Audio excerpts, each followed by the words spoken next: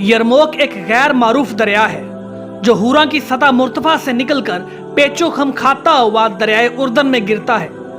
उर्दन में गिरने से पहले तकरीबन 30 मील ऊपर यरमोक निस्सफ दायरे की सूरत में एक चक्कर काटता है। इस तरह इसके दरमियान एक इतना वसी मैदान बन जाता है जिसके अंदर एक पूरी फौज समा सकती है। हजरत खालिद बिन वलीद जब रास्ते की हजारों सौबतें उठा के मैदान यरमोक में पहुंचे तो इन्होंने देखा वहां मुसलमानों के चारों लश्कर जो अबू उबैदा, शर्जील बिन हसना, यजीद बिन अबू सुफियान और अमर बिन अल आस की सरकर्दगी में मदीना से रवाना किए गए थे, पहले से मौजूद हैं। मगर कैफियत यह है कि इनका क़याम भी अलग अलग है और हर सिपा सलार अपनी फौज की अमामत करता है। खालिद बिन वलीद के आ जाने से मुसलमानों में खुशी की लहर दौड़ गई। दूसरी तरफ रूमियों की फौजें मोर्चे खोदने लगी थी। जिस तरह मुसलमानों को खालिद बिन वलीद की कमक हासिल हुई थी, इसी तरह रोमियों को उनके एक बड़े सरदार बहान और उसके लश्कर की इमदाद हासिल हुई थी और उनमें भी खुशी की लहर दौड़ी हुई थी। खलीफा अव्वल जनाब अबू बकर सिद्दीक ने शाम में मौजूद चारों लश्करों को यह पैगाम भेज दिया था कि जब तक इन्हें दमश्क से खालिद बिन वलीद की कमक हासिल ना हो जाए वो रोमियों से जंग से गुरेज करें। चुनांचे जब खालिद बिन वलीद वहां पहुंचे तो रोमियों से जंग का आगाज हुआ। बिलाशुबा इस्लामी लश्कर जो अलग अलग अपने सिपा सलारों के मातहत जंग में शरीक था वो बड़ी बेजिगरी से लड़ा और उसने रोमियों को पसपा करके उनके मोर्चों में धकेल दिया। मगर दूसरे दिन यह हुआ कि ना रूमी अपने मोर्चों से निकलकर मैदान में आए और ना ही मुसलमानों को हिम्मत हुई कि वो उनके मोर्चों पर हमला करें, इसलिए कि मुसलमानों का लश्कर 5 हिस्सों में बटा हुआ था और हर हिस्सा फौज अपने सालार की मातहती में जंग करता था। पूरे लश्कर का कोई एक सिपा सलार ना था। इसके अलावा रोमियों का लश्कर 2.5 लाख के करीब था और इस्लामी लश्कर की मजमूई तादाद सिर्फ 26,000 और एक बयान के मुताबिक 47,000 थी। इसलिए मुसलमान फितरी तौर पर रोमियों से खाइफ थे। यही वजह थी कि मैदान यरमोक में दोनों लश्कर एक पहली झड़प के बाद 1 माह तक एक दूसरे के खिलाफ मोर्चा बंद रहे, मगर जंग करने की जुर्रत किसी को न हुई।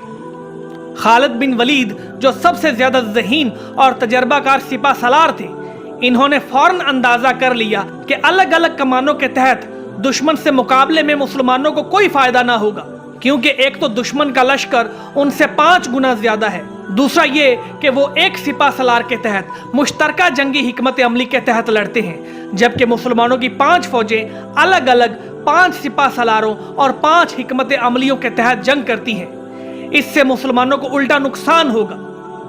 उनका जाती ख्याल था कि जब तक इस्लामी फौजों को एक लश्कर की सूरत में तरतीब देकर किसी को एक सिपा सलार के मातहत मैदान में ना उतारा जाएगा, उस वक़्त तक दुश्मन के टिड्डी दल लश्कर को शिकस्त देना तो अलग, उनके सामने ज्यादा देर तक ठहरना भी मुश्किल होगा।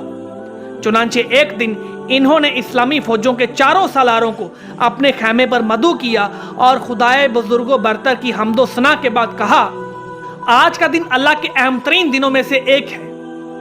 आज किसी के लिए फख्र मुबाहात, खुद आराई और खुद सताई मुनासिब नहीं। जहाद खालिस अल्लाह के लिए करो और अपने अमाल को अल्लाह की खुशनुदी का जरिया बनाओ। याद रखो, आज की कामयाबी हमेशा की कामयाबी है। एक ऐसी कौम से जो हर तरह से मुरतब व मुनज़्ज़म है, हमारा अलग अलग लड़ना किसी भी तरह मुनासिब नहीं। अगर इन्हें जो हमसे दूर हैं हज़रत अबू बकर हमारे हालात का इल्म होता तो वो कभी भी हमें इस तरह लड़ने की इजाज़त ना देते।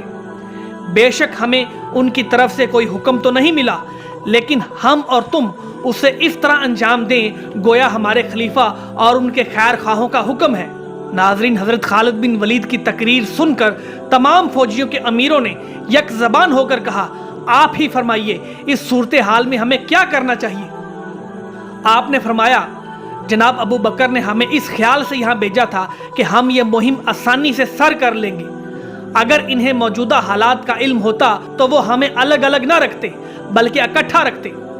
जिन हालात से हम 2-4 हैं वो पहले की निस्बत बहुत सख्त और मुशरिकीन के लिए ज़्यादा फ़ायदा मंद है। मैं देख रहा हूँ कि हम सब अलग अलग हैं। मुझे ये भी मालूम है कि तुम में से हर शख्स को अलग अलग लश्कर पर नामजद किया गया है। लेकिन अगर तुम इस मौके पर किसी एक शख्स को अपना अमीर तस्लीम करके उसकी इताअत कबूल कर लो तो उससे ना सिर्फ तुम्हारा फायदा होगा बल्कि इससे ना तो तुम्हारे मरातब में फर्क पड़ेगा और ना अल्लाह और अमीरुल मोमिनीन के नजदीक तुम्हारा दर्जा कम होगा। जरा देखो तो सही दुश्मन ने कितनी जबरदस्त तैयारी कर रखी है। याद रखो, अगर हमने इन्हें एक बार इनके खंदकों में धकेल दिया तो हम हमेशा इन्हें धकेलते ही रहेंगे, लेकिन अगर इन्होंने हमें शिकस्त दे दी तो फिर हम कभी कामयाब ना हो सकेंगे। मेरी तजवीज़ इस सिलसिले में यह है कि हम में से हर शख्स को बारी बारी अमारत का मौका मिलना चाहिए। अगर आज एक अमीर है तो कल दूसरा, परसों तीसरा, तरसों चौथा, यहाँ तक कि हर शख्स को अमीर बनने का मौका मिल जाएगा। आज के दिन के लिए तुम मुझे अमीर बना लो।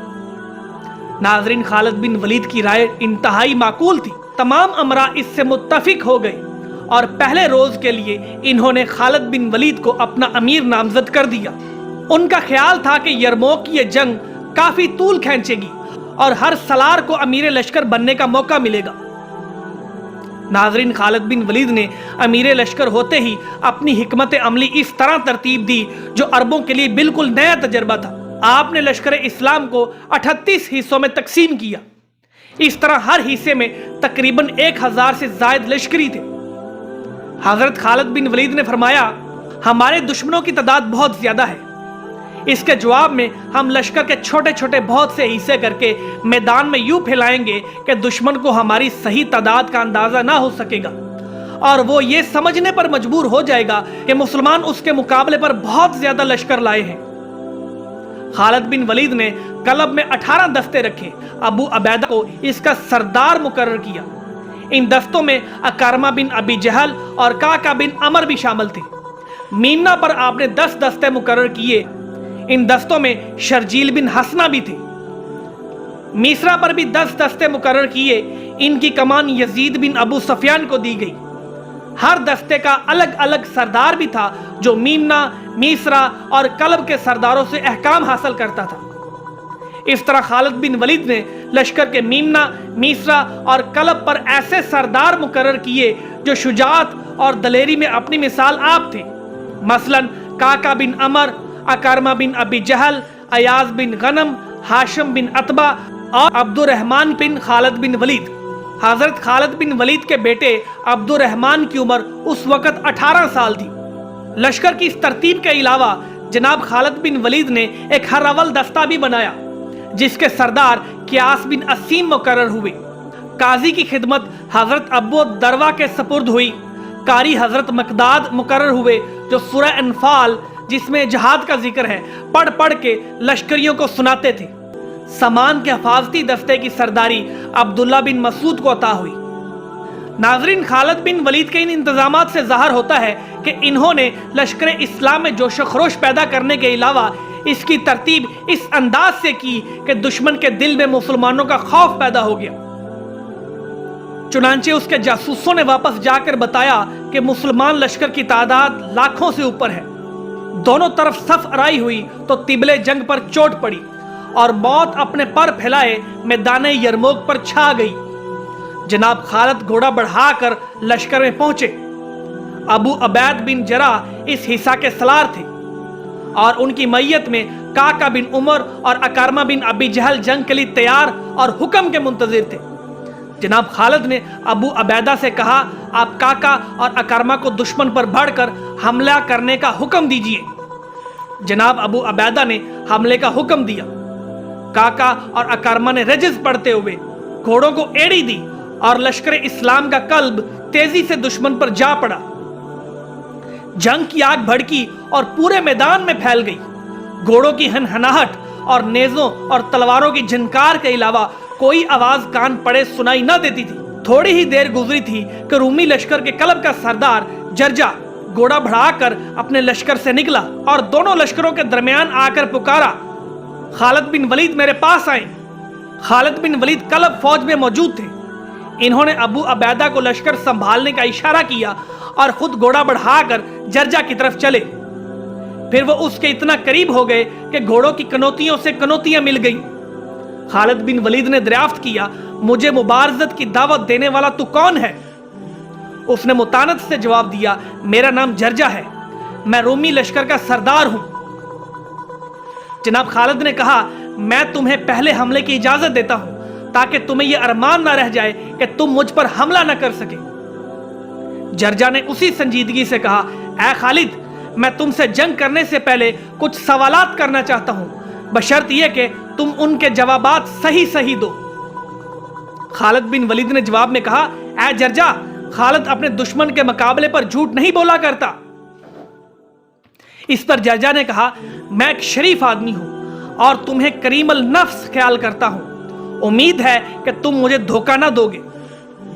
حضرت خالد بولے، میری طرف سے مطمئن رہو جرجا، مگر فوراً سوال کرو کیونکہ خطرہ ہے کہ لشکر کسی غلط فہمی میں مبتلا نہ ہو جائے۔ جرجا نے سوال کیا، کیا یہ درست ہے کہ خدا نے تمہارے نبی پر آسمان سے ایک تلوار اتاری تھی اور وہ تلوار انہوں نے تمہیں عطا کی تھی جس کی برکت سے جس فوج میں تم شامل ہوتے ہو وہ فتح یاب ہوتی ہے؟ نہیں، خالد بن ولید نے فوراً انکار کیا، یہ درست نہیں ہے۔ برجا بولا، پھر تمہیں سیف اللہ کیوں کہا جاتا ہے؟ حضرت خالد بن ولید نے جواب دیا، سنو جرجا، اللہ تعالیٰ نے ہماری قوم میں ایک نبی پیدا کیا، کچھ لوگوں نے انہیں تسلیم کیا، کچھ نے انکار کیا، انکار کرنے والوں میں میں بھی شامل تھا۔ میں نے ان سے جنگ کی، پھر خدا نے ہمارے دلوں پر قبضہ کیا اور ہم سب نے انہیں نبی برحق تسلیم کیا۔ میرے نبی صلی اللہ علیہ وسلم نے مجھ سے کہا، اے خالد، تم اللہ کی تلوار ہو جس کو اس نے مشرکین پر مسلط کیا ہے۔ تب سے میرا لقب سیف اللہ ہو گیا، اسی وجہ سے میں مشرکوں کے لیے سخت ترین مسلمان ہوں۔ بے شک تم ٹھیک کہتے ہو۔ رومی سردار نے اعتراف کیا، پھر پوچھا، اچھا یہ بتاؤ تم مجھے کن باتوں کی دعوت دیتے ہو؟ حضرت خالد نے فرمایا، میں تمہیں اس بات کی دعوت دیتا ہوں کہ تم اقرار کرو کہ اللہ کے سوا اور کوئی معبود نہیں، اور یہ کہ محمد صلی اللہ علیہ وسلم اللہ کے بندے اور رسول ہیں۔ پھر یہ اقرار کرو کہ محمد رسول اللہ صلی اللہ علیہ وسلم جو کچھ لائے ہیں اللہ کی طرف سے یہ ہے۔ جرجا نے پھر سوال کیا، اگر کوئی شخص ان باتوں کو تسلیم نہ کرے تو؟ حضرت خالد نے جواب دیا، اس صورت میں ہم اس سے کہیں گے کہ وہ جزیہ ادا کرے اور ہم اس کی جان و مال کے محافظ ہوں گے۔ جرجا نے پوچھا، اگر وہ جزیہ بھی ادا نہ کرنا چاہے تو پھر؟ حضرت خالد نے صاف الفاظ میں کہا، تو پھر ہم اسے لڑائی کی دعوت دیں گے اور اس سے جنگ کریں گے۔ جرجا نے ایک اور سوال کیا، اگر میں آج مسلمان ہو جاؤں تو میرا اسلام میں کیا مرتبہ ہوگا اور میرے پچھلے گناہوں کا کیا بنے گا؟ اس سے کوئی فرق نہیں پڑتا کہ کوئی کب مسلمان ہوا۔ خالد بن ولید نے جواب دیا، مسلمان ہونے والوں کو برابر کا ثواب حاصل ہوگا اور اس کے پچھلے سارے گناہ معاف ہو جائیں گے۔ بے شک اسلام سچا مذہب ہے۔ جرجا نے اقبال کیا اور کہا، تم مجھے مسلمان کر لو خالد۔ حضرت خالد اسے اپنے ساتھ خیمے میں لے گئے اور پھر غسل دے کر 2 رکعت نماز پڑھائی۔ رومی لشکر نے جرجا کو خالد بن ولید کے پاس دیکھا تو انہیں گمان ہوا کہ جرجا نے مسلمانوں پر حملہ کر دیا ہے، اس لیے انہوں نے مسلمانوں پر بڑا زوردار حملہ کیا۔ مگر جب جرجا حضرت خالد کے ساتھ گھوڑے سے گھوڑا ملائے میدان جنگ میں واپس آئے تو رومیوں کی آنکھیں کھلی۔ جرجا جو اب مسلمان ہو چکا تھا، اس نے حضرت خالد کے شانہ بشانہ داد شجاعت دی اور آخر لڑتے لڑتے شہادت حاصل کی۔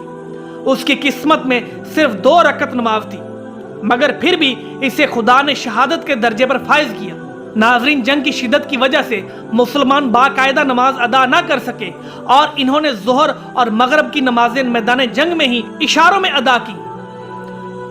مسلمانوں کے حملے کی شدت کی وجہ سے رومیوں کے پاؤں اکھڑ گئے۔ خالد بن ولید رومیوں کے قلب میں گھس آئے اور میدان لڑنے کے لیے تو بہت وسیع تھا مگر بھاگنے والوں کے لیے بہت تنگ تھا۔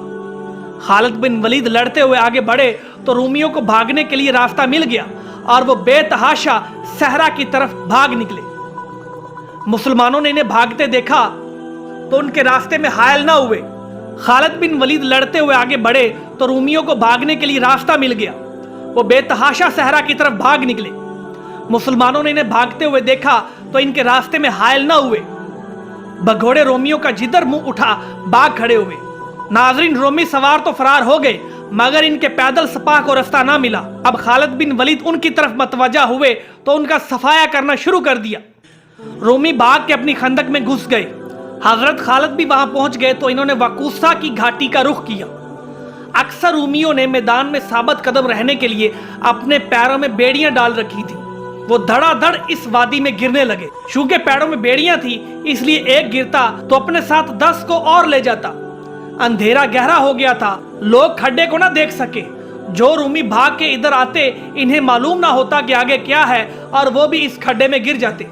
नाज़रीन, तबरी की एक रवायत के मुताबिक वकूसा की घाटी में 1,20,000 रूमी गिरकर खत्म हुए। इनमें 80,000 वो थे जिन्होंने पैरों में बेड़ियां डाल रखी थी। इसलिए इस जंग को जंगे वकूसा भी कहा जाता है। इस तादाद में मैदान जंग में मारे जाने वाले पैदल और सवार रोमियों की तादाद शामिल नहीं है। जंगे यरमोक या जंगे वकूसा तमाम दिन और रात के बेशतर हिस्से तक जारी रही। हजरत खालिद तलुए आफ्ताब से कबल रोमी सिपा सलार के खेमे तक पहुंच गए। ये जंग हजरत उमर बिन खताब के अहद की पहली जंग थी और हजरत अबू बकर सिद्दीक की वफात के 20 दिन बाद लड़ी गई थी। मैदान जंग में किसी को मालूम ना था कि मदीना मुनव्वरा में खलीफा अव्वल हजरत अबू बकर सिद्दीक का इंतकाल हो चुका है। हजरत अबू बकर सिद्दीक पर 6 जमादियुस्सानी 13 हिजरी में बुखार का हमला हुआ और 15 दिन बीमार रहकर आपने 21 जमादियुस्सानी 13 हिजरी बमुताबिक 22 अगस्त 634 ईस्वी में इंतकाल फरमाया। नाज़रीन, हजरत अबू बकर सिद्दीक इस कदर शदीद बीमार हुए कि मस्जिद नबवी में नमाज पढ़ाने ना जा सकते थे। जब आपने महसूस किया कि आखिरी वक्त आ गया है तो अकाबर सहाबा को बुलाकर आपने जानशीन के लिए मशवरा किया और अपनी तरफ से जनाब उमर रज़ी अल्लाह तआला अन्हो का नाम पेश किया। इस पर हजरत अब्दुर्रहमान बिन औफ ने कहा, उमर की अहलियत में शुबा तो नहीं, लेकिन वो किसी कदर सख्त गिर वाक़या हुए हैं। उनके अलावा हजरत तलहा और दीगर सहाबा ने भी हजरत उमर की सख्ती और दुरुस्ती की शिकायत की, बल्कि कहा यह जाता है कि तकरीबन तमाम सहाबा हजरत उमर की सख्त गिरी के शाकी थे। हजरत उस्मान ने फरमाया, मेरे ख्याल में उमर का जाहिर बातिन अच्छा है। हजरत अबू बकर सिद्दीक ने फरमाया, इन पर बारे खिलाफत पड़ेगा तो खुद ब खुद नरम हो जाएंगे। उस वक्त एक सहाबी ने अर्ज किया, आप उमर की सख्ती से वाकिफ होने के बावजूद उनको जानशीन नामजद कर रहे हैं। जरा सोच लीजिए, आप अल्लाह ताला के हुजूर जा रहे हैं, वहां क्या जवाब देंगे? हजरत अबू बकर ने फरमाया, मैं अर्ज करूंगा कि ऐ अल्लाह, मैंने तेरे बंदों में उसको मुंतखब किया है जो उनमें सबसे ज्यादा बेहतर है। इस तरह हजरत अबू बकर सिद्दीक ने सहाबा कराम की मुखालफत के बावजूद हजरत उमर रज़ी अल्लाह तआला अन्हो को अपना जानशीन मुकर्रर किया और हजरत उस्मान रज़ी अल्लाह तआला अन्हो से वसीयतनामा लिखवाया। नाज़रीन, जंग यरमूक अगरचे खलीफा दोम जनाब उमर रज़ी अल्लाह तआला अन्हो के ज़माने में लड़ी गई, मगर इसका तमाम तर एजाज़ खलीफा अव्वल हजरत अबू बकर के अहद को जाता है, इसलिए कि यरमूक का इलाका मुल्क शाम में है। जब शाम में रोमी लश्कर जमा हुआ और उसकी खबर दरबार खिलाफत को हुई तो जनाब अबू बकर ने हजरत खालिद बिन वलीद को, जो उस वक्त मुल्क इराक में फतूहात हासिल कर रहे थे, हुक्म दिया कि वो फौरन शाम पहुंचे और वहां इस्लामी फौजों की मदद करें। चुनांचे हजरत खालिद ने इराक में मसना बिनते हारसा को अपना नायब मुकर्रर किया और निसफ फौज उनके हवाले करके शाम रवाना हो गए। इसके बाद वो वाकयात पेश आए जिनका जिक्र हम पीछे तफसील से कर चुके हैं, लेकिन हैरत अंगेज बात यह है कि बाज मौरखीन ने दानिस्ता तौर पर जंग यरमूक को खलीफा दोम के अहद में दर्ज करके इसका एजाज हजरत उमर को देने की कोशिश की है। बाज तवारीख में तो इस जंग के वाकयात पर बिल्कुल ही पर्दा डाल दिया गया है। हालांकि जंग यरमूक तारीख़ इस्लाम और इस्लाम के अजीम शान और नाकाबिल शिकस्त जर्नेल खालिद बिन वलीद सैफुल्लाह का अजीम तरीन कारनामा है। 40,000 मुसलमानों का 2.5 लाख मुसल्ले रोमियों के लश्कर से टकराना और इन्हें शिकस्त देना खालिद बिन वलीद का एक अजीम कारनामा है, मगर बाज मौरखीन ने जाती और नामालूम मफाद के तहत इस कारनामे पर स्याही फेरने की नाकाम कोशिश की है। नाजरीन, तारीख हमें बताती है कि अगर ये जंग खालिद बिन वलीद की बजाय किसी और की सिपा सलारी में लड़ी जाती तो मेरे मुंह में खाक, मुसलमान शायद कामयाब ना हो पाते, क्योंकि मुसलमानों के 4 सलार जो उस वक्त वहां मौजूद थे वो रोमियों का लश्कर देखकर इस कदर खाइफ थे कि फौरन दरबार खिलाफत से कमक की तलब की थी। फिर जब महाज़े जंग से भेजे हुए कासद ने दरबार खिलाफत में मदद की दरखास्त पेश की तो खलीफा अव्वल जनाब अबू बकर सिद्दीक पुकार उठे, मुसलमानों की मदद के लिए खालिद बिन वलीद जाएंगे। खुदा की कसम, खालिद रोमियों के दिमाग से शैतानी वसवसे निकाल देंगे। किस कदर एतमाद था जनाब अबू बकर को सैफुल्लाह पर। उनका यह एतमाद कुछ गलत भी ना था, इसलिए कि सरकार दो आलम सल्लल्लाहु अलैहि वसल्लम ने खालिद को सैफुल्लाह का खिताब यूं ही तो नहीं दे दिया था। नाजरीन, आगे के हालात ये बताएंगे कि अगर खालिद वहां ना पहुंचते तो इस जंग का अंजाम क्या होता। रोमियों के तमाम बड़े बड़े सरदार इस इबरतनाक शिकस्त को बर्दाश्त ना कर सके और खुद को जिल्लत से बचाने के लिए इन्होंने अपनी टोपियों से अपने चेहरे छुपा लिए और मैदान जंग के एक तरफ होके बैठ गए। फिर इन्होंने बैक वक्त बाआवाज बुलंद कहा, अगर हम हसरत का दिन देखने और ईसाइयत की हमायत करने के काबिल नहीं तो हम इस जिल्लत के दिन को भी नहीं देखना चाहते। चुनांचे ये तमाम सरदार इसी हालत में कत्ल कर दिए गए। कहते हैं कि बाज अरब कबाइल में ये रवाज आज भी मौजूद है कि जब वो किसी से शिकस्त खाते हैं तो मुंह छुपा के बैठ जाते हैं ताकि दुश्मन इन्हें इसी हालत में कत्ल कर दे। जंगे यरमूक में मुसलमानों ने जिस बहादुरी, जोश और वलवले से रोमियों का मुकाबला किया वो अपनी मिसाल आप है।